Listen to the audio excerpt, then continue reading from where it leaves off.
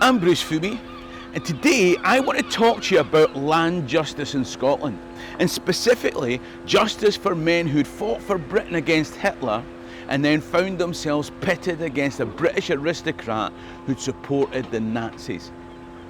If I'm honest, it's also a self-indulgent excuse to take you from Mallaig on a boat to one of the most beautiful parts of Scotland. And no, not the big one to the Isle of Skye, but on a smaller one to part of Scotland that you can only access by sea, Knoydart. If you're interested in the people, places and events in Scottish history, then why not click the subscribe button at the bottom right hand side of the screen. In the meantime, let me tell you a story.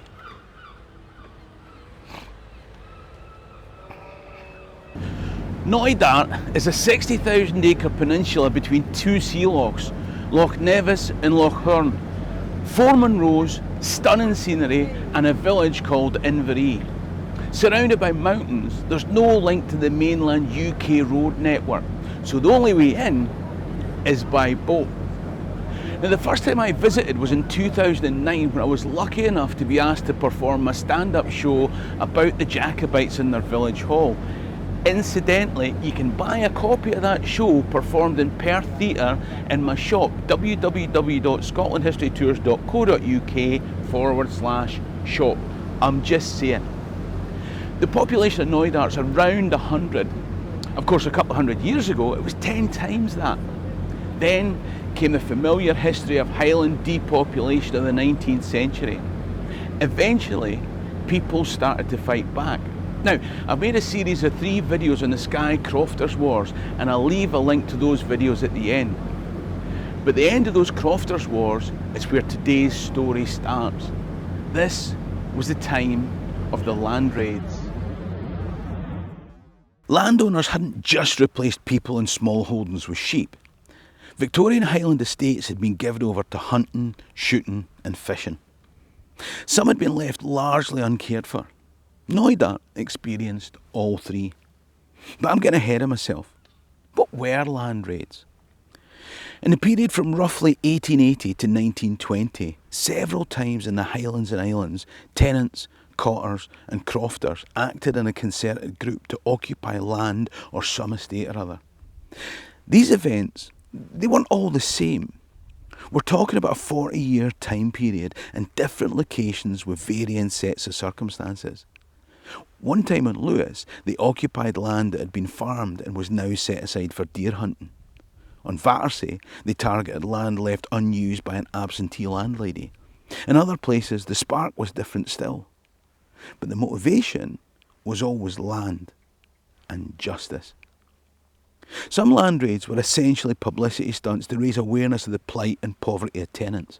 Other times, there were more resilient and determined takeovers where people pegged out land, planted crops and stood their ground. They even went to prison for their convictions. There were instances where the women of the area took the lead in an aggressive campaign of intimidation that would have brought violent retribution if men had acted. In many cases, the injustice of the situation was undeniable, and over time, the government introduced reforms which were never quite adequate. Then came 1914 and a war to end all wars. Those whose sacrifice had been just short of the ultimate one came back to a land fit for heroes. The government passed the Land Settlement Act. This allowed government to acquire land and allocate it to those very heroes that the land was fit for. This was what they would have called post-war Britain, but what we call the interwar years. Now, I'm going to pick up the story as Archie McDougall wrote it in his little book, Knoydart, The Last Scottish Land Raid.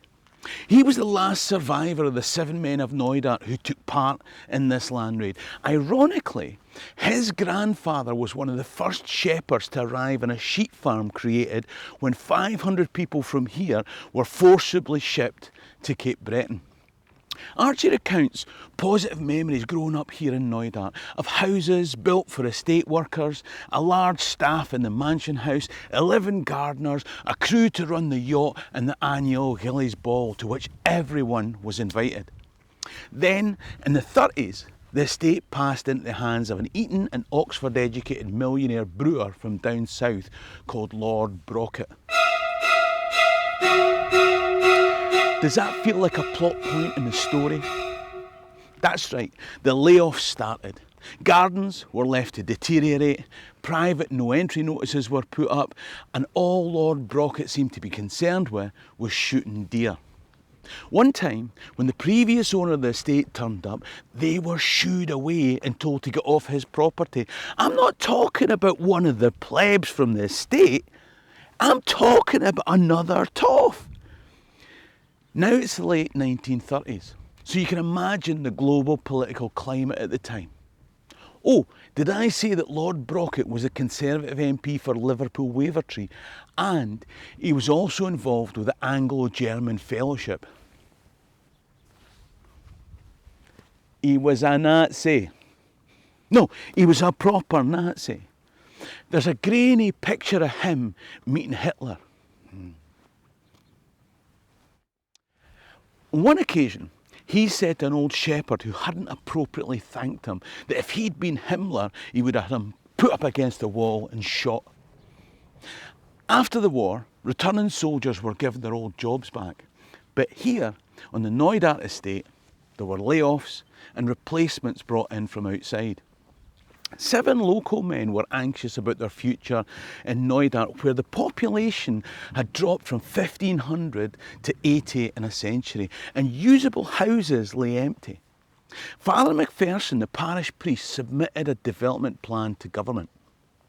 He proposed that the population of the estate be increased once again to 500 people and the estate be actively farmed to aid post-war food production in a period of shortage and national rationing. Brockett blocked the plan, saying that in fact he would reduce the number of crofters, cattle and sheep.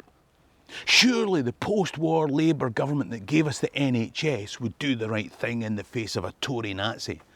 Right to the Secretary of State for Scotland. But nothing.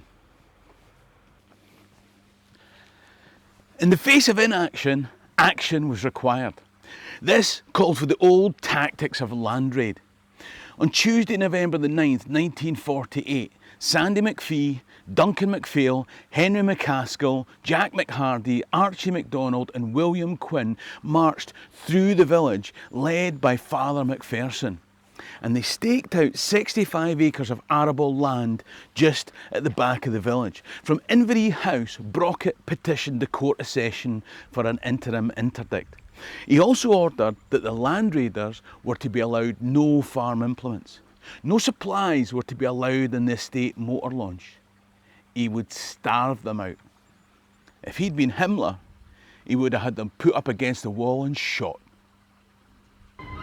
Fortunately, Mr. Lennon, who owned the Marine Hotel in Mallaig, ran a launch and he made sure that they got everything that they needed. Now, come further up the street with me. This is the West Highland Hotel in Mallaig. On December the 22nd, 1948, the case between Lord Brockett and the 7 men of Knoydart was heard here. Now, the 7 men had a strong case. The Department of Agriculture survey had found that there was room for improvement in the estate and Lord Brockett should consider a land resettlement programme. Brockett didn't deign to hear the evidence himself. His solicitor made excuses of ill health and claimed that the problem wasn't one of depopulation and underutilised land, but that the priest Father Macpherson had stirred up trouble. This was an issue of troublesome Catholics v cooperative Protestants in the estate. The fact that the 7 were a mix of both faiths, and Archie McDougall in his book had never heard of such a thing, made no difference. And Brockett was aided by the national press parroting his argument.